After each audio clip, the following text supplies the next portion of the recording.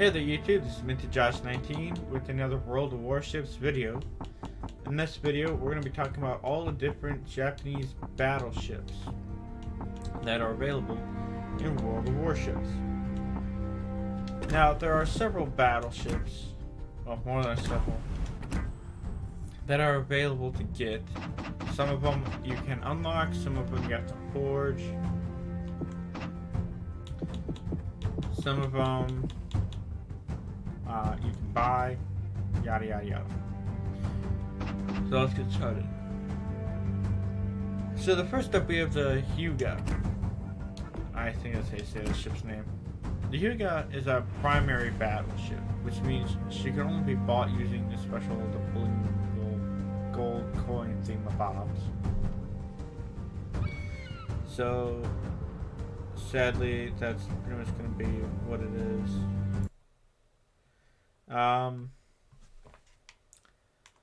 Now the Hyuga, she entered service in 1918, so she entered service during World War One, or like the final stages of it, or whatever. She's an ice. I'm not even sure how you say that. An ISE class battleship that was further developed of Fuso class warships with different artillery arrangement. She went significant reconstruction during the 1930s, result in a battleship having better speed and stronger anti-torpedo protection, and more horizontal armor. There were two ships in the series, and she is equipped with 6 dual-purpose gun turrets, 2 on the bow, 2 in the middle, and 2 on the stern, along with 3 aircraft.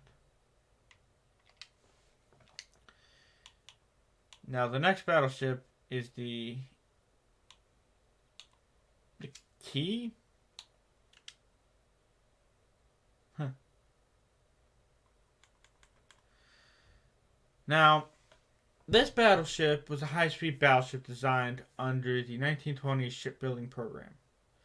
She was a further developed of the Amagi-class battleship design, and the key battleships were canceled as a result of the Washington Naval Treaty, which means that after World War One, when all the countries limited the size of the battleships, this battleship, I'm just going to call it the key battleship, the Kai, or whatever it is, was not built due to the Washington Naval Treaties. She has a sleek hull, giant superstructure, and 5 gun turrets on the back, along with an aircraft catapult.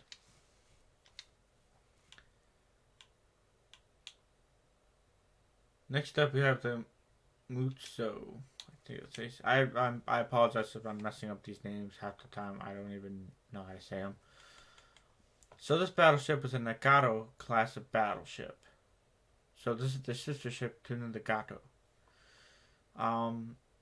She was designed experience gained during the First World War when the Japanese went up against the Germans. She was a high-speed battleship. The armor protection was good for her time. She carried torpedo tubes in addition to her 4 dual-purpose gun turrets. She entered service in 1921, and there are 2 ships in the series. Next up, we have the... No idea how to say this name. The Ashitaga. Please tell me. She's an Amagi class battle cruiser, so she's not really based on a battleship, but you can get her as a sister ship to the Amagi. She's the lead ship in her series. Her construction was not completed, so sadly she was in the process of being built, but she never was finished. Her year of design was 1919, so she was being built after World War One. So next up, we go to the bureau. This is where you research all the different ships. Currently, there's only one Japanese battleship. This is a ship I've been researching for almost a year and a half to 2 years. The IJ and Yamato. Now, the Yamato was the lead ship of her class of battleships built for the Imperial Japanese Navy, or IJN for short. shortly before World War II. Now, the Yamato is one of the ships that I know quite a bit about. She was filmed in a documentary that was on Netflix, I believe, a little bit ago, but recently they took it off. The Yamato was the lead ship of her class.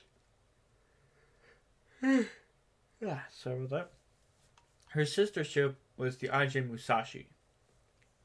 Now, the Japanese had built these massive battleships that were bigger than the battleship Bismarck and her sister ship the Tirpitz built by the Germans during World War II. The reason behind these massive battleships was Japan knew that it could not take on the United States or the British navies head on. And they did not have the capacity to build a vast number of warships the way the Americans and the British did. So they got together and they decided that, hey, rather than building these massive numbers of ships, let's build our ships bigger and are able to take on multiple enemies at one time. Now, the Yamato was completed and was ready for action shortly after the attack on Pearl Harbor on December 7th, 1941. However, her armor protection, while big, was only designed for torpedoes that still used TNT. I think that's what they used. And during World War II, Americans started using Torpex, which is a more powerful explosive. Now, because of this, the torpedoes were able to damage the ship. The Yamato and her sister ship, the Musashi, saw little action during World War II. The Yamato only fired her main batteries, which were the biggest ship ever put on built. If I recall, she had 18-inch guns. And she only fired them at that American ship one time, hitting and sinking a Japanese. Hitting and sinking an American aircraft carrier at the range of like 20 miles. When they built the main batteries, the very earth shook when they fired. That's how big and powerful they were. Now, the Musashi was the first of the Yamato class battleships to sink. And the reason for that was she could not take the number of bombs and torpedoes that hit her, and she ended up sinking. There was a third Yamato class battleship being constructed, but after Battle Midway, it was converted into an aircraft carrier. I'm tired. The Yamato, on the other hand, when the American Army and Navy and Marines were trying to take Okinawa, the Aijin Yamato was given enough fuel to make it to Okinawa, and that was it. It was basically a one-way mission. Your magazines are fully loaded. Sail to Okinawa. Destroy as many of the enemy warships as you can. If you get too damaged to sink, beach her and form a gun platform. Those were her orders. I think it was called like Operation Tango or something. Anyway, but the Americans, they found the Yamato sailing along with her escorts, and they attacked her. And the American torpedo bombers realized that, hey, if we attack this on one side rather than all around it, the ship will sink. And that's exactly what happened. The Yamato could not withstand the amount of bombs and... Sorry, I realized I'm not actually moving. Could not stand the number of bombs. Yeah, okay, here she is. December 16th, 1941 is when the battleship took place.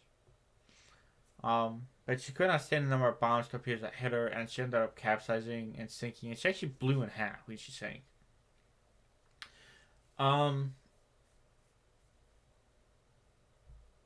But even though I know I talked about her sinking, but even though she was commissioned on 1941 on December 16th, she was still not ready for battle. It wasn't until February of 1942 that the commander-in-chief of the combined fleet, Admiral Yamamoto, raised his flag on his battleship. And she was finally ready for combat on May 27th, 1942. She served as the flagship for Admiral Yamamoto's fleet, and she was actually there in the fleet during the Battle of Midway, but she was like 300 miles away from the actual carrier force when it happened. So, the next ships can be found under the unlocked ships. So you have the Terra 3 ship, the Ishizu, something like that. Now, this battleship is a World War I ship. Actually, it wasn't even a World War I ship. It was one of the draft designs for a battle cruiser of the Imperial Japanese Navy. Her year of design was 1909, and she had 3, 4, 5 dual mount guns.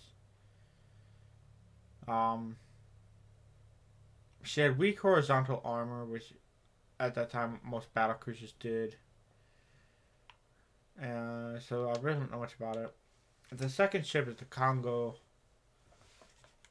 Now the Ajin Congo, she was the most advanced battle cruiser in the world. She was the first of her kind, first battle cruiser to be equipped with 356mm main battery guns, unlike the previous dreadnoughts of the Japanese Navy. She had a thinner armor belt around her deck, and torpedo protection was reinforced. She entered service in 1913, and there were 4 ships in her series.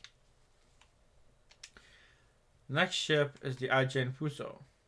Now, I don't know why, but most Japanese battleships have that giant tower, which to me it seems kind of, especially this one, it seems kind of pointless to me. Don't ask me why. She was one of the mightiest battleships of her time. When the Fuso was built, she was the biggest warship in the world, with a powerful artillery and heavily armored. She entered service in 1950, and there were 2 ships in the series. Next up, you have the Nagato. And actually, I'm going to look this up, because an interesting fact about the IJ Nagato, I think she was the only Japanese battleship to survive World War II. I could be wrong about that, but I'm pretty sure she was. I think I saw it on a documentary on YouTube.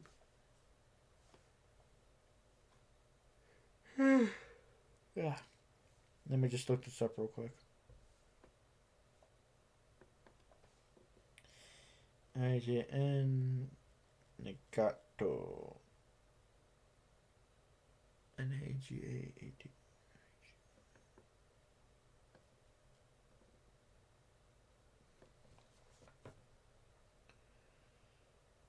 I could be wrong about that, but let me just look it up real quick.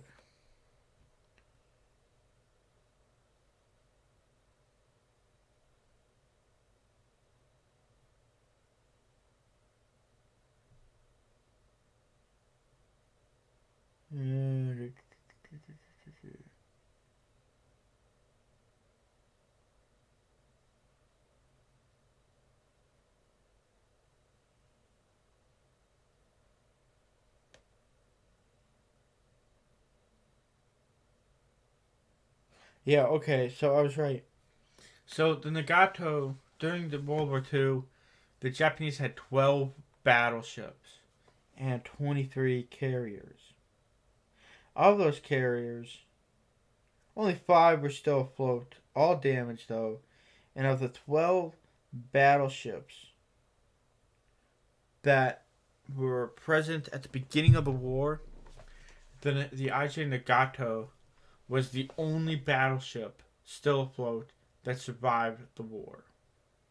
She was used as a target ship during the Bikini Atoll nuclear bomb testing, where she sank. So I was right. Next up, you have the Aijen Amagi.